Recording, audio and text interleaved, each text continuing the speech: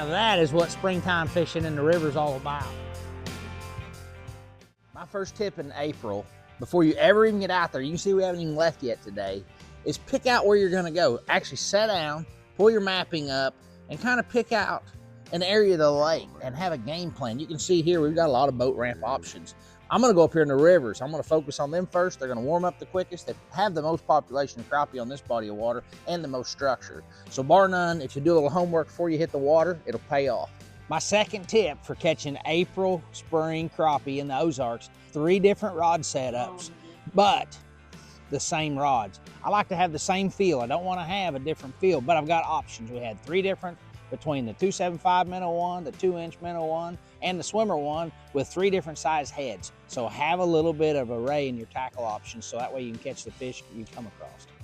You know, another tip that everybody probably struggles with at times, myself included, is going too fast. When you're fishing in the spring, these fish have just came up. They're a little bit lethargic from winter, so go slow. To do that, a lot of times I'll leave my trolling motor on about 30%. And that way, even if I'm trying to go faster, my trolling motor is only gonna go so fast. But that way you're not fishing over the top of them and everything. So think about going slow, creeping around on them, hunting and pecking, because those fish have just moved up and they're a little bit lethargic. My 4th tip for catching springtime crappie is to have a bait that moves a little bit like a swimmer one.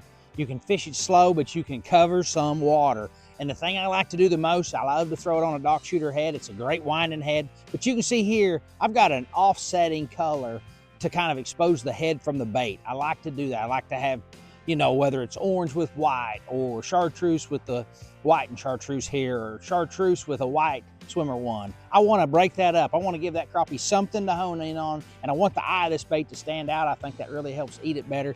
The swimmer one can definitely cover a lot of water in the spring, and when you find them and you slow down and settle down, and after you catch the easy ones, maybe switch over to that minnow one. The biggest tip I can give you, my final tip for fishing in the springtime for crappie, is pay attention to the weather. Pick a day that's gonna be nice and sunny, or it's been nice and warm for a couple of nights. You know, sometimes you don't have the opportunity to do that. You gotta go the day you're going. I get it, that's fine. But if you can, pick a day where the sun's gonna be shining and it's gonna be pretty to where them fish wanna get up there, wanna crawl around on the bank, and that'll make them more active. So wrapping it all up, 5 tips to catch spring crappie that's gonna help you is 1, use your mapping, get it all squared away before you leave the house. 2, have multiple setups ready so when you come across the right fish, you've got something ready to catch him. 3, slow down, kind of fish slow in an area. Don't think the grass is greener on the other side of the fence.